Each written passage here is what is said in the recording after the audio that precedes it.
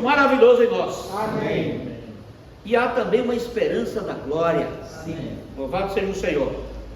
Mas nada que é bom vem acompanhado só do que é bom. Há o império das trevas. Se você observar o título da mensagem, ele nos libertou do império das trevas e nos transportou para o reino do Filho. Graças a Deus que o Senhor não faz nada incompleto. Sim. Em Colossenses 1, versículo 13, podemos ler? Ele nos libertou do império das trevas, nos transportou para o reino do Filho do seu amor. Senhor Jesus, louvado seja Deus que o Senhor, Ele não faz nada pelas metades. Ele nos tirou das trevas, nos libertou, livrou-nos do perigo eminente das autoridades hostis, do inimigo de Deus. O império das trevas representa o domínio do pecado, aonde Satanás tem domínio, né? E também aproveita da ignorância espiritual. Quando você vai lá em João 3,19, você observa que João 3, versículo 19, podemos ler? O julgamento é este, que a luz veio ao mundo e os homens amaram mais as trevas do que a luz, porque as suas obras eram más. Senhor Jesus, é muito importante a gente lembrar que o serviço do Senhor ele é um serviço completo. Ele nos libertou, Ele nos transportou para o reino do seu Filho, do seu amor. Essa é uma ação positiva de libertar. Ele transfere para um novo reino. Senhor Jesus, você, irmão, faz parte do novo reino. Amém. Você faz parte de um viver diferente. Nós não vivemos jogado, vivemos para um rei e temos um novo valor. O seu valor de hoje não é o mesmo valor que você tinha quando estava no mundo. O Senhor tem um valor diferente. Amém. Você é filho de Deus. Amém. Você foi transportado das trevas. Amém. Você foi levado para um lugar maravilhoso. Amém. Você tem um Cristo que é a esperança da glória. Se a gente parar para analisar tantas coisas positivas que tem nesses poucos versículos, você tem uma nova identidade. Amém. Você é uma nova pessoa. Você é uma nova criatura. Amém. E eis que as coisas velhas se passaram e se fizeram novas. Amém. Senhor Jesus, somos muito gratos ao Senhor por essa transformação. Transformar você de um velho homem num homem novo. Transformar você de uma pessoa toda enrugada pelo pecado em um jovem que faz parte da família de Deus. Amém. Senhor Jesus, essa mudança, irmão, ela é definitiva. Não tem volta. Sim. Senhor Jesus, o Senhor não nos deu uma salvação hoje e se arrepende amanhã. Pelo contrário, você pode até sofrer algumas punições ao longo do trajeto. Mas o que Ele deu para nós é definitivo e espiritual. E ainda com todos os efeitos que vão se desenvolver ao longo da vida, a transformação a gente vê de uma forma muito clara quando você passou a ver. Você ainda usa uma venda, você consegue ver hoje. Senhor Jesus, esse vídeo ele me emociona muito. Porque às vezes essa é a minha posição. É a sua, é a nossa. Muitas vezes só vê o que interessa. Ou quando alguém diz, desiste de alguma coisa. Para de insistir, você não vai conseguir. A multidão, não se trata de uma multidão de incrédulos. A multidão que andava com Jesus. Estavam aos pés do Todo-Poderoso. Mas essa multidão, embora essa multidão, ela estava impedindo o cego de lutar por aquilo que ele acreditava. Cuidado, cego. Pare de perturbar ele, o Messias. Em outras palavras, fica na sua, rapaz. Você já está condenado à desgraça. Você é um cego miserável. Mas eu pude perceber nesse pequeno vídeo que só tem uma coisa que vai nos fazer a gente perder a salvação: é a nossa fé. O Senhor disse para ele: quem salvou ele? A sua fé te salvou. Amém. E quando o mundo disser não para você, você grita mais alto pelo Senhor. Amém. Porque eles falavam: cala a boca, não perturba o Messias, cuidado, cego. O cego estava deitado, sem esperança, jogado. A primeira coisa que ele fez foi tirar a sua veste, deixar para trás o seu passado. Ele acreditou que uma vitória ia acontecer naquele momento. Aleluia. E aconteceu. Amém. O Senhor foi um Deus capaz de mudar a história dele, porque ele teve uma iniciativa, um posicionamento, mesmo diante de crítica. Ele não parou, ele não se deu por vencido, ele continuou fazendo o quê? Gritando, não só pelo nome, mas até de quem ele era filho. Isso mostrando que ele conhecia Jesus. Jesus, filho de Davi, tem misericórdia de mim. Míseres, a palavra misericórdia tem dois radicais: míseres e córdia. A minha miséria com a córdia de Jesus, que é o coração. Aleluia. Jesus deu um abraço nele, juntou a miséria daquele cego com o seu coração e curou aquele cego. Amém. Jesus foi ali emocionado, impactado por aqueles gritos. Irmão, não tem coração que resista a um grito de misericórdia. Você pode estar passando pelo que você esteja passando, mas se você gritar: Jesus, filho de Davi, Amém. tem misericórdia de mim, Senhor. Amém, Senhor. Lembra-te de mim, Senhor, quando estiver no paraíso. A gente vê frases, irmão, muito impactantes na Bíblia. Aquele que estava na cruz com ele: tem misericórdia de mim. Lembra-te de mim, Senhor. Amém. Pede para o Senhor lembrar de você nessa manhã. Amém. Não importa o que você está passando, não importa a angústia, o desespero, o abandono, mas só pede para o Senhor: tem misericórdia de mim, Senhor. Aleluia. E o Senhor disse para ele: a tua fé te curou. Quem vai curar você não é a oração de ninguém. Quem vai curar você é a tua fé. Amém. É a sua fé em Deus. Amém. Obviamente que a oração dos santos, nós somos ajudados, somos movidos a caminhar mais rápido, somos ajudados espiritualmente, mas ali mostra que houve um cego que sem esperança nenhuma chegou até o Senhor e pediu clemência, e o Senhor ouviu. E os mesmos que estavam mandando ele calar a boca, irmão Deus, os mesmos que estavam mandando ele tomar cuidado, os mesmos que mandaram ele sair da frente, foram os que foram buscar ele. Os mesmos que te criticam hoje, os que vão te servir, é os que vão pedir perdão, é os que vão ver a tua vitória, a tua cura. Amém. Senhor Jesus. Amém. E ali mostra uma transformação do império das trevas para a sua maravilhosa luz. Amém. Literalmente o Senhor transportou aquele cego, ele largou a capa para trás antes de falar com o Senhor. Ele acreditou que toda a velharia estava ficando, ele ia ser um novo homem. Quando ele tirou aquela venda que pôde enxergar o Senhor, ele viu algo maravilhoso, irmão. Amém. Todos nós já vimos esse algo. E aqui nós temos outro exemplo de outra pessoa que passou por essas trevas, que passou por trevas, por cegueira, por perseguição, prendeu pessoas, matou pessoas, tomou atitude grosseira, isso em nome da ignorância. O nome dele é Paulo de Tarso. O Saulo de Tarso, ou Paulo de Tarso, já é um novo homem.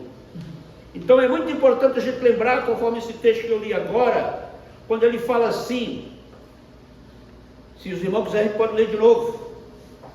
Ele mostra claramente que, Atos 26, versículo do 9 ao 17, ao 16, ele fala assim, ó, vou só dar uma lida, depois explanar, mas o texto que eu quero ficar é Atos 9. Vamos procurar ler Atos 9 como nós nunca lemos. O apóstolo Paulo, antes de aceitar o Senhor, era um homem extremamente perigoso. Era um homem muito sábio, era advogado, era conhecedor da lei. Ele convivia com pessoas da alta ele convivia com César, ele era do Império Romano, era alguém muito conhecedor da palavra, mas usava da forma errada. Será que eu e você somos conhecedores da palavra? Tanto tempo na igreja, 20, 30, 40 anos, já lemos a Bíblia 1, 2, 3, 4, 5 vezes, e às vezes não agimos ainda como Paulo. Quando abrimos a boca, mostra para as pessoas que eles não sabem de nada, não têm conhecimento, e no lugar de dar um avivamento, eu faço é matar. Senhor Jesus, e para nós o que o Senhor precisa é de humildade, simplicidade, conexão com Cristo, avivamento, aquebrantamento. Louvado seja o Senhor pela história de Paulo. Louvado, 13 cartas escritas. Aqui ele pegava carta de autorização para prender os irmãos. Essa crentalhada que invoca o Senhor, hoje vai se ver comigo, não vai escapar não.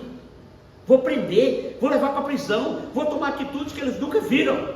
Ele estava usando lá, achando que estava correto, porque com quem ele convivia isso era correto. Aí você pega aqui, Atos, está aberto aí, versículo 9, ele fala assim, ó: na verdade a mim me parecia que muitas coisas devia eu praticar contra o nome de Jesus, o Nazareno, e assim procedi em Jerusalém, havendo eu recebido autorização dos principais sacerdotes, encerrei muitos dos santos nas prisões, e contra estes dava o meu voto quando os matavam. Senhor Jesus, será que na minha vida cristã, irmão Adonias, eu nunca prendi ninguém? Eu nunca matei ninguém espiritualmente? Eu nunca fiz alguém parar de reunir por minha causa? Isso é levar alguém para a prisão, irmão. E você está dando voto para matar essa pessoa. É muito importante a gente pedir ao Senhor luz dessa palavra, para que Ele possa falar conosco. Amém. Que eu não venha me colocar numa situação que a história de Paulo é diferente da minha. Senhor Jesus, ontem estávamos falando ali na leitura, né, irmão? Às vezes quando você vive com pessoas que pensam diferente de você, que agem diferente, você não aceita no seu grupo, porque ela pensa diferente de você. Moisés, não pensa igual eu, vai fora. Eu não me adequo aos seus pensamentos, você tem que se adequar ao meu. O apóstolo Paulo fazia tudo, e até votava para matar as pessoas. Eu sou a favor daquele que está na prisão, mas tem que morrer, porque ele agiu assim. Eu voto a favor. Eu sou a favor. Muitas vezes o castiguei por todas as sinagogas, obrigando-os até a blasfemar. Senhor Jesus, imagina você, na grande tribulação, muitos vão ter que blasfemar. Espero que nenhum de nós estejamos lá. Vão ter que blasfemar, vão ter que se render a coisas que não queriam se render, mas se rende pela fome, se rende porque necessita.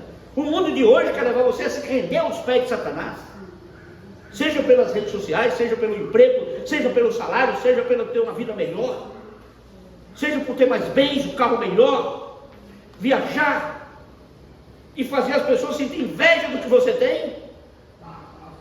E ele vai colocar aqui, ó: e demasiadamente enfurecido contra eles, mesmo por cidades estranhas, os perseguia. Com estes intuito, parti para Damasco, levando a autorização dos principais sacerdotes e por eles comissionado.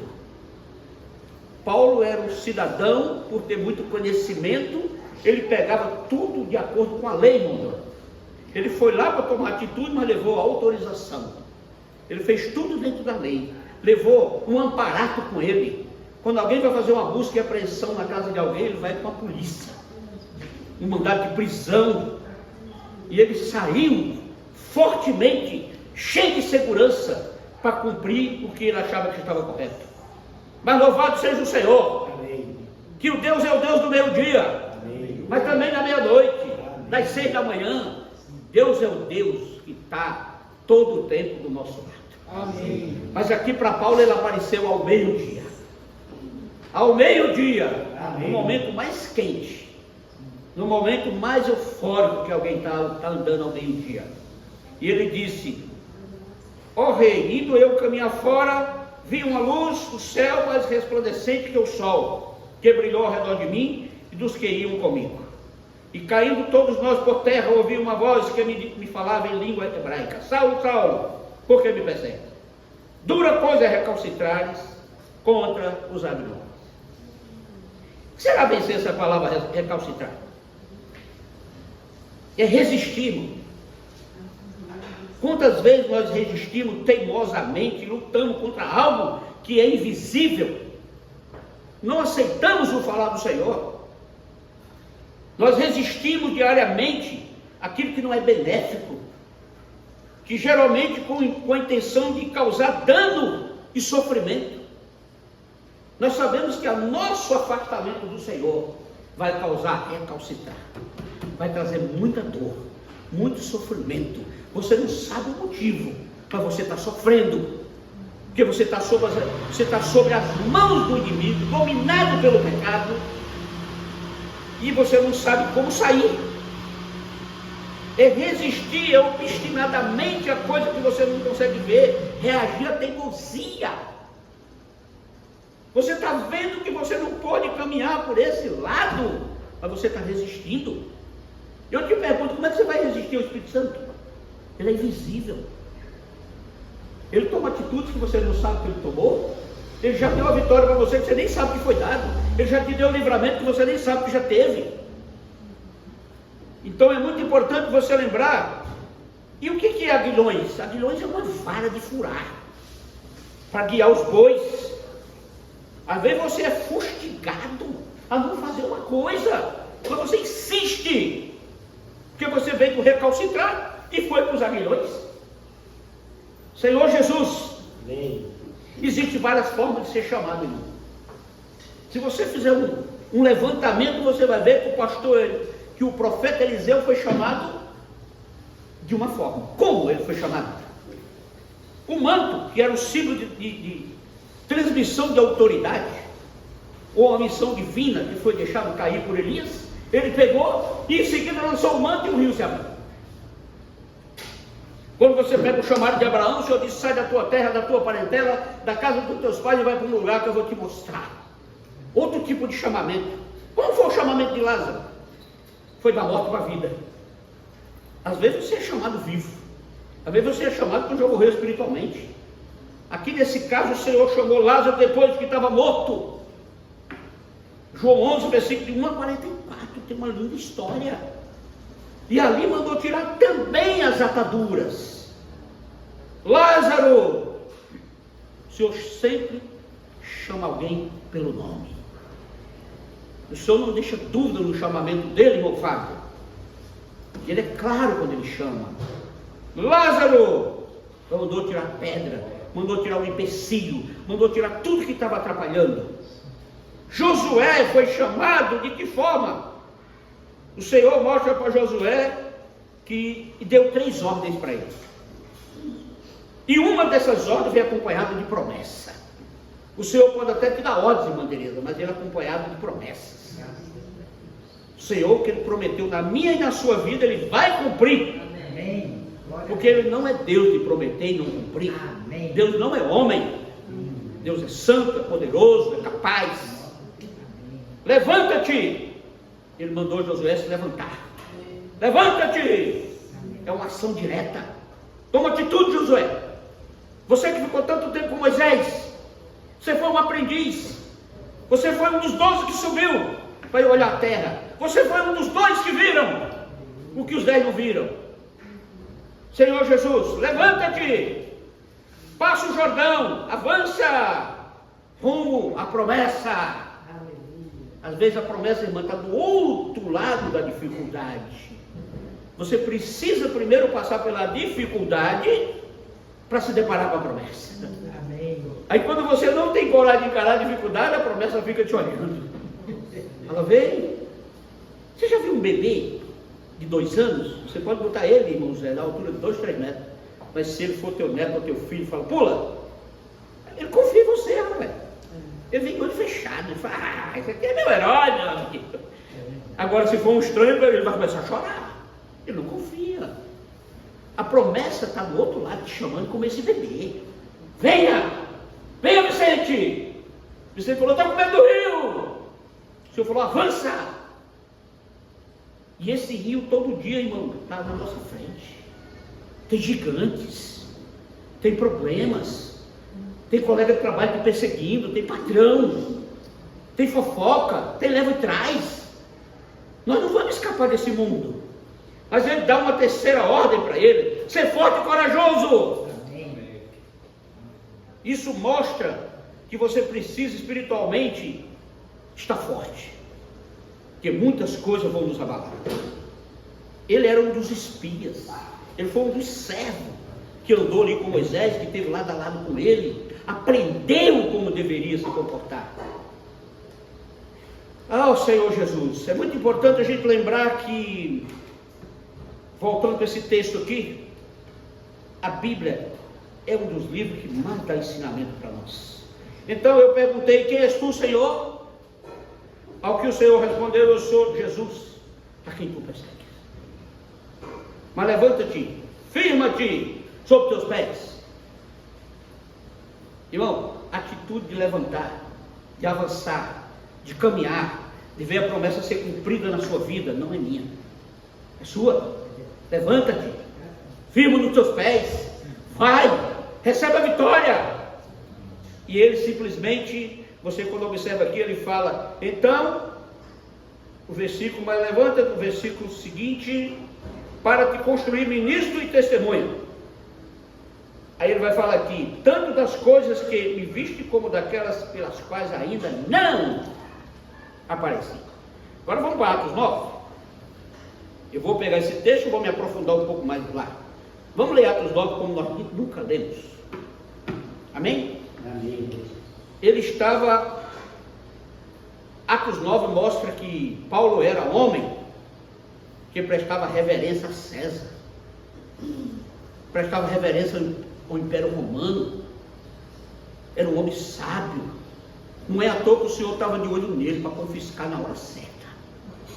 Na hora certa, o Senhor falou, na hora certa eu te pego. Olha só, Atos 9, a convenção de Paulo, ele fala assim: Saulo, respirando ainda ameaça e morte contra os discípulos do Senhor, dirigiu-se ao sumo sacerdote e lhe pediu carta para a sinagoga de Damasco, a fim de que, caso achasse alguns que eram do caminho, irmão, está no caminho não significa que você está no caminho certo. Está em algum caminho significa que você está no caminho certo. Esse caminho aqui é com a letra maiúscula. Ele disse que aqueles que estiverem no caminho vai ter problema comigo. Os que forem do caminho, irmão Fábio, vai ter problema comigo. Essa crentalhada que vive de ler Bíblia, de invocar o nome do Senhor, de se reunir, de ter horário para reverenciar Ele, eu não vou aceitar. Eu vou prender, vou bater, vou matar, vou tomar atitude que tiver que tomar. E ele vai falar aqui: assim presos, e os levasse preso para Jerusalém. Seguindo ele estrada fora, ao aproximar-se de Damasco, aqui começa uma longa história. Se aproximando ele de onde? De Damasco. O que é que ele ia ver em Damasco? Ele ia prender pessoas. Ele ia levar as pessoas que eram do caminho para ser preso. Essas pessoas não estavam fazendo nada errado. Essas pessoas não estavam fazendo nada do outro mundo, irmão Donias. Essas pessoas não estavam fazendo nada que fosse contrário à vontade do Senhor. Mas o apóstolo Paulo estava perseguindo. Seguindo ele estrada fora, ao aproximar-se de Damasco, subitamente uma luz do céu brilhou ao seu redor. Imagina, irmão, você cercado por uma luz, e essa luz é tão forte, uma luz que não é uma luz normal, subitamente uma luz do céu brilhou ao seu redor, e caindo por terra ouviu uma voz que lhe dizia,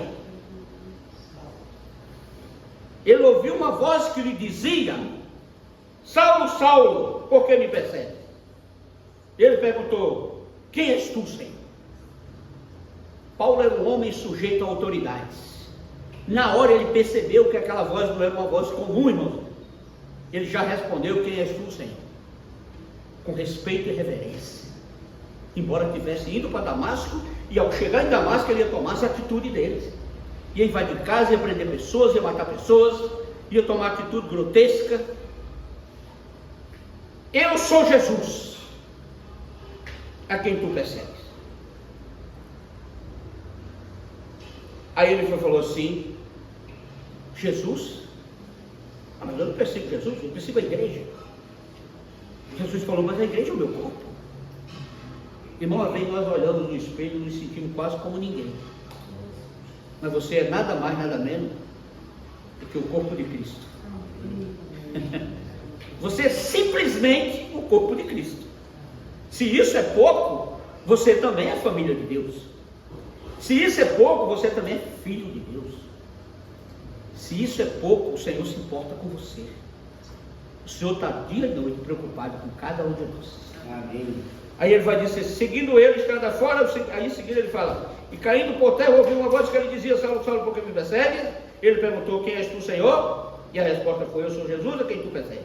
Mas levanta-te. E Paulo deve ter dito: então o que o Senhor quer que eu faça agora? Já que o Senhor é Jesus, já que o Senhor já declarou que eu estou perseguindo a igreja, já que o Senhor está declarando que eu estou aqui por terra, estou caído. Agora, você observa aqui o quadro, como é que é bastante crítico. Paulo era o quê? O perseguidor. E quem era o perseguido? Jesus. Quem estava no chão aqui agora? O perseguido. O perseguidor. E quem estava de cima, ordenando o que tinha que acontecer? O perseguido. Quem estava humilhado? O perseguidor. Quem estava tentando tirar aquele homem daquele lamaçal de humilhação era o que? Era o perseguido. Era o Senhor. E engraçado que nesse texto aqui você observa que pessoas estavam ali com ele, assim como lá em João, quando furou o lado do soldado, que viu sair sangue e água. Só João viu a água, os soldados viram o sangue. Aqui os que estavam com ele não viram. Viram a voz, mas não viram a luz. Mas caíram, ficaram cheios de temor. E ele vai falar aqui: Paulo, o que é que eu devo fazer? Ele falou: não, peraí, só um pouquinho, vamos caminhar mais um pouco. Ele perguntou: quem és tu, Senhor? Respondeu: eu sou Jesus, a quem tu persegue. Levanta-te e entra na cidade, onde te dirão o que te convém fazer. O que você vinha fazer, Paulo? Fábio, o que você veio fazer aqui? Eu vim para Damasco. O que você ia fazer em Damasco? Eu ia fazer isso, eu ia tomar atitude X, eu ia prender fulano. Então vai lá, termina de completar a tua corrida, entra em Damasco. Só que agora numa condição muito desfavorável. Ele já não estava mais. Quando você observa o versículo seguinte: e os seus companheiros de viagem pararam emudecidos, ouvindo a voz, não vendo contudo ninguém. Então se levantou Saulo da terra, e abrindo os olhos, nada podia ver. Então, se ele não podia ver, imagina o cego que acaba de perder a visão, ele não tem condições de dar um passo. Ele está desorientado. Aquele homem autêntico, dinâmico, bravo, guerreiro, precisou ser pegado pelos outros, levado pela mão, para acabar de completar o seu trajeto, porque ele não estava enxergando mais nada. O Senhor tirou a visão, porque às vezes nós enxergamos só o que queremos ver. Às vezes eu estou no caminho, eu acho que é o correto. Às vezes eu estou ali e digo: não, ninguém me muda, eu sou assim mesmo. A síndrome da Gabriela, né? Ninguém me muda, eu sou assim. Ninguém me muda. Como o Senhor quiser, me muda. O Senhor derrubou Paulo por terra. Ali ele perdeu a visão. Ali ele perdeu o sentido de todas as coisas. Ali ele perdeu, só não perdeu o desejo de viver. Foi levado pela mão, acabou de entrar em Damasco, mas não com a mesma atitude que ele vinha antes. Se você observar aqui, o Senhor conduziu ele até os seus companheiros de viagem, pararam emudecidos, ouvindo a voz, e não vendo contudo ninguém. Então se levantou Saulo da terra, e abrindo os olhos nada podia ver.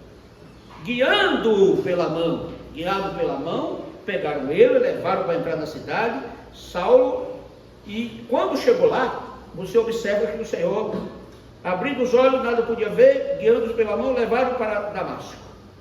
Esteve ali 3 dias sem ver, durante os quais nada comeu, nada bebeu. Mas se você observar, ele foi para Damasco, e logo em seguida o Senhor vai orientar para onde ele ia. Ora, havia ali em Damasco um discípulo chamado Ananias. Ele foi para a casa de Judas.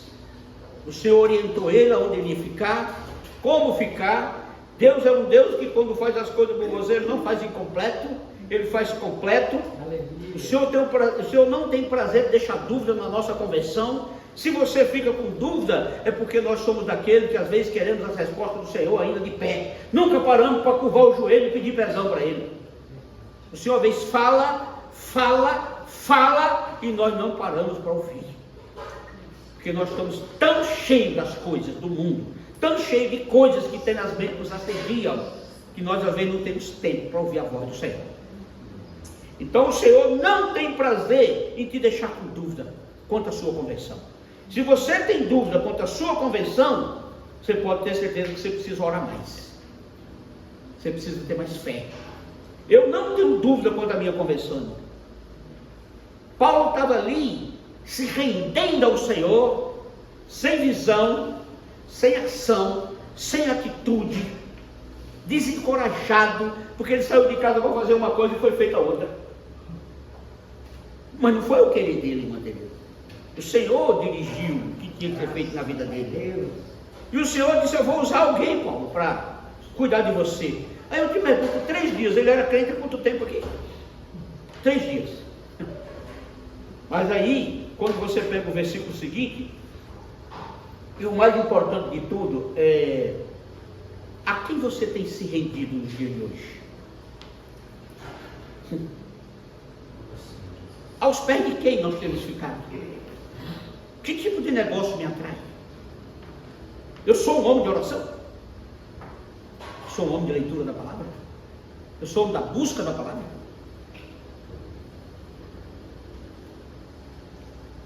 Eu só faço aquilo que me interessa? Eu só faço aquilo quando eu barganho com o Senhor e imagino até que ganhei? Ou quando o Senhor diz não, eu penso 2 vezes? Não importa aonde você está, para quem está trabalhando, nem como está trabalhando, o mais importante é a nossa rendição.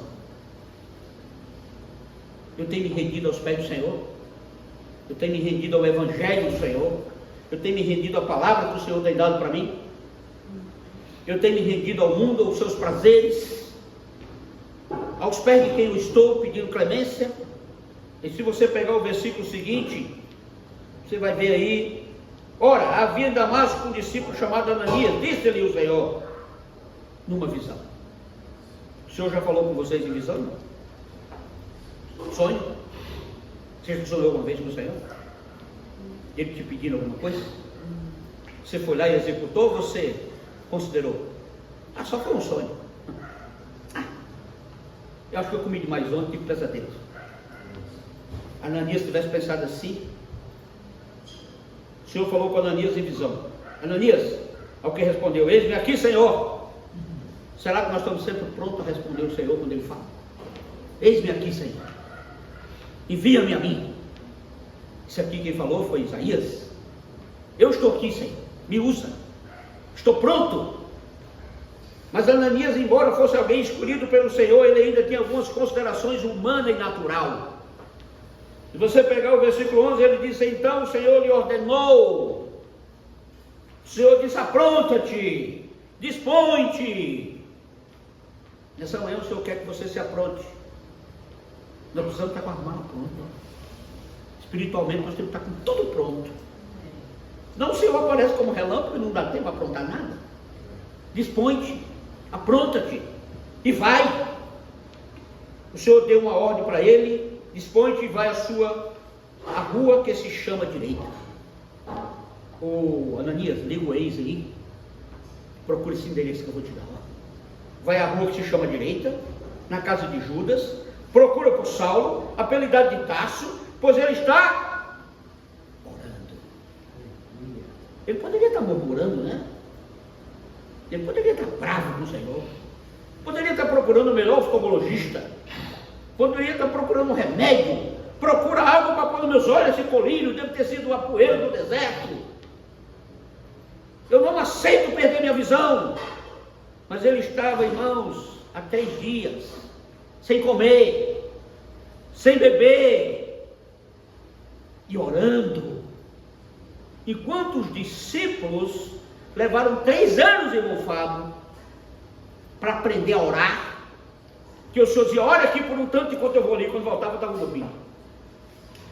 Aprender a jejuar, aprender a esperar do Senhor, levaram 3 anos.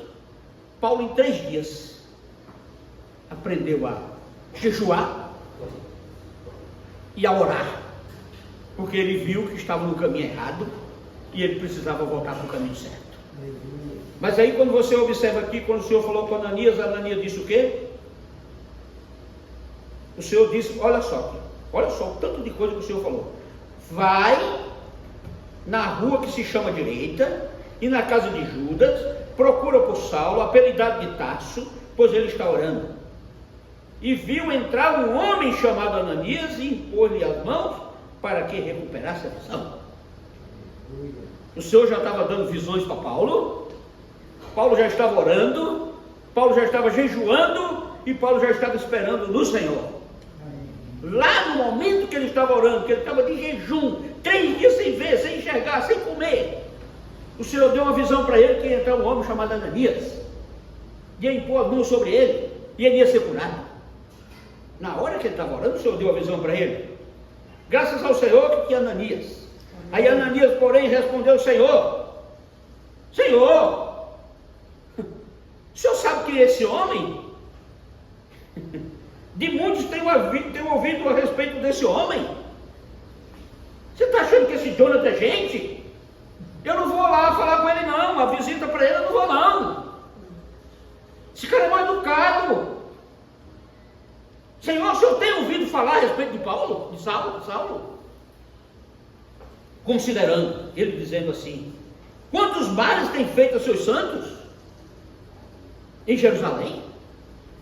E para aqui trouxe a autorização dos principais sacerdotes para prender todos que invocam o teu nome, botando o Senhor no parede. Bora, Senhor, te explica por que o Senhor quer que eu vou lá? Te explica por que o Senhor quer que eu faça tal visita? Explica por que o Senhor quer que eu vá lá e pôr a mão sobre ele e orar? Em outras palavras, está claro aqui. O Senhor sabe quem é Saulo? Ele veio com autorização para fazer isso, fazer aquilo, e considerou muitas coisas. E o Senhor calado, só olhando. Mas o Senhor lhe disse, tudo que você falou agora, Ananias, eu considero, mas não respeito, porque não vem de mim. Vai, só obedece, vai. Porque a partir do momento que você obedece o chamamento do Senhor, contrário aos teus pensamentos e até tudo que você quer, a tendência é dar certo, Vicente. Aí Deus disse o Hebreus, o Senhor disse, mas o Senhor lhe disse, vai, porque este é para mim o instrumento escolhido para levar meu nome perante Manuel, Fábio, Fátima, Zé Cândido, Irmã Tereza, Silvani, Irmã Zenaide, Irmão Vicente, a irmã Tonias, qual o nome da irmã? Irmã Marinalva, o Alain, Jonathan, Fabiana, Fábio, Nayara, as crianças, não é para os gentios? Por que será que ele falou primeiro gentios e depois reis? O Senhor ama as pessoas simples, o Senhor ama pessoas complicadas. Ele é artista de descomplicar as coisas. Quem complica somos nós. Ele fala que ele para mim é um instrumento escolhido perante os gentios e reis, bem como perante os filhos de Israel. Pois eu lhe mostrarei quanto lhe importa sofrer pelo meu nome. Amém. Você tem sofrido muito por ser cristão? Você tem sido blasfemado? Às vezes a pessoa fala, só tem cara de cristão. Até diz para os outros que é crente. Senhor Jesus, você está disposto a sofrer pelo meu nome? Então Ananias foi e entrando na casa, impôs sobre ele as mãos. Ele já tinha visto isso em visão? Já. Ele já tinha visto isso em visão. e pôs sobre ele as mãos, dizendo: Saulo, irmão. Amém. Saulo, irmão. Saulo era crente há 3 dias. Graças ao Senhor, ele era recém-convertido. Você lembra quando você tinha 3 dias de cristão? Como é que era teu coração? Você ainda estava em dúvida? Ou você se pegava de manhã orando? Se viesse uma cegueira para você, você orava, você se lamentava.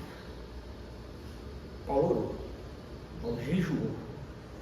Paulo teve uma visão que Ananias ia até ele, e que ia orar, e que ia impor a mão sobre ele, e queria restaurar a visão, e queria ficar de pé, e queria ter um novo começo. Aí ele vai, então, Ananias foi, quando chegou em casa, e pôs a mão sobre ele, dizendo: Saulo, Saulo, irmão, o Senhor me enviou. Amém. O Senhor me enviou, Saulo. Ele falou: ele já tinha falado comigo, que você vinha. Amém. Em visão ele falou comigo. Disse o seu nome, quando vinha e quando ia chegar, e qual era o objetivo. A saber, o próprio Jesus, que te apareceu no caminho por onde vinhas, para que recuperes a vista e fique cheio do Espírito Santo. Amém. O mesmo que você, que te derrubou do caminho, o mesmo que fez você ficar com as palmas da mão na terra, o mesmo que te humilhou, o mesmo que quebrou de você todo orgulho, toda velharia, todo homem durão que tem dentro de você, é o mesmo que me enviou para recuperar o que ele quebrou em você, para te mostrar que você é um novo homem.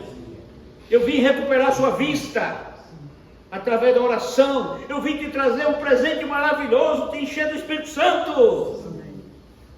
E Paulo recebeu a oração, e dali começou uma nova história de Paulo. Amém. E para surpresa de todos nós, Saulo de Tarso é da mesma tribo, da tribo de Benjamim, de onde é Saul, que em hebraico é o mesmo nome, Saul. Eles são da mesma tribo de Benjamim. Quando você pega e observa, Jesus, filho de quem? De Davi. Davi perdoou Saul? Perdoou. Mas Saul tentou acabar com o filho de Davi? Sim. Mas quem se tornou rei no final? Mas por que ele perdeu o reinado? Por causa da desobediência. Mas Davi perdoou Saul. Assim como o Senhor, que é filho de Davi, perdoou Paulo, deu um novo começo para Paulo, restaurou sua vista, quebrantou o velho homem, se tornou um novo homem e passou a servir o Senhor. Aí quando você pega o versículo 18, ele fala: imediatamente lhe caíram dos olhos como que umas escamas, e tornou a ver. A seguir levantou-se e foi batizado. Ele levantou-se e foi batizado. Amém. Terceiro dia de crente. Amém. Mas não precisa fazer um discipulado. Eu achei que ele ia precisar ficar uns 3 anos se arrependendo. No terceiro dia, que ele mostrou arrependimento, mostrou quebrantamento, imediatamente caiu dos olhos como escamas, e ele foi batizado. Batizado. E depois de ter se alimentado, sentiu-se fortalecido, então permaneceu em Damasco alguns dias com os discípulos. Depois de batizado, ele fez o quê? Se alimentou, porque ele estava fraco. 3 dias sem comer. Irmão, de verdade, quanto tempo tem que você não come? Verdadeiramente.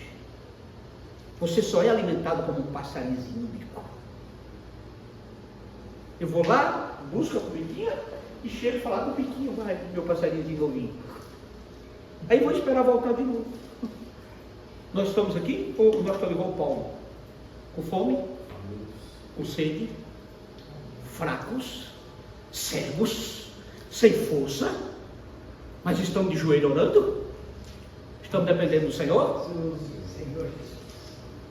Se você estiver mesmo na condição de Paulo, cego, cheio de escama nos olhos, fraco porque não está comendo, mas está orando, está acreditando que o Senhor vai mandar alguém para recuperar a tua vista, vai mandar alguém para te alimentar, vai mandar alguém para fortalecer teu espírito, vai mandar alguém cheio do Espírito Santo. Se você e eu somos pessoas de pouca oração, nós precisamos nos converter de novo. Aqui ele foi alimentado, para finalizar, vamos ler esse versículo junto, todos nós? Imediatamente. Vamos ler? Versículo 18. Imediatamente.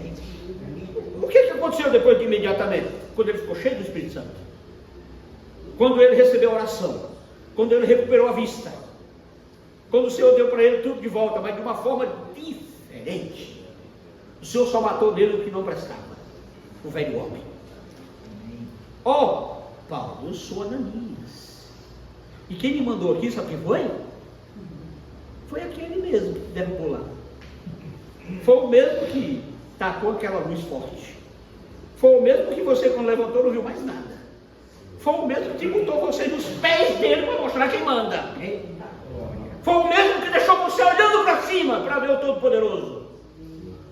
Eu estou aqui agora em nome dele, do mesmo, para restaurar a tua vista, para te deixar cheio do Espírito Santo, para te mostrar que caminho você deve seguir, para batizar você, ó Senhor Jesus. Aí a Bíblia diz, para finalizar, imediatamente lhe caíram dos olhos como que umas escamas, e tornou. Então ele via antes, mas viu que não devia. Às vezes eu, como cristão, estou vendo tudo, mas só não estou vendo o que precisa ver.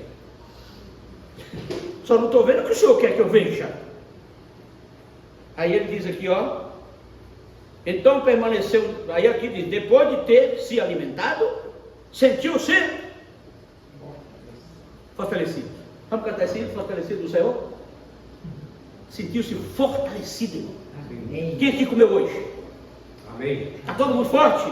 Amém. Fortalecido no Senhor. Ele se fortaleceu, então permaneceu em Damasco alguns dias com o discípulo.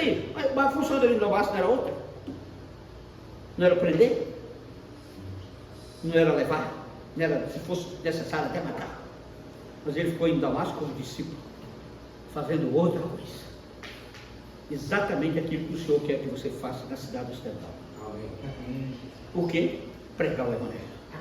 O quê? Passar a ver. Passar a ver o quê? O desejo do coração do Senhor. Cheio do Espírito Santo.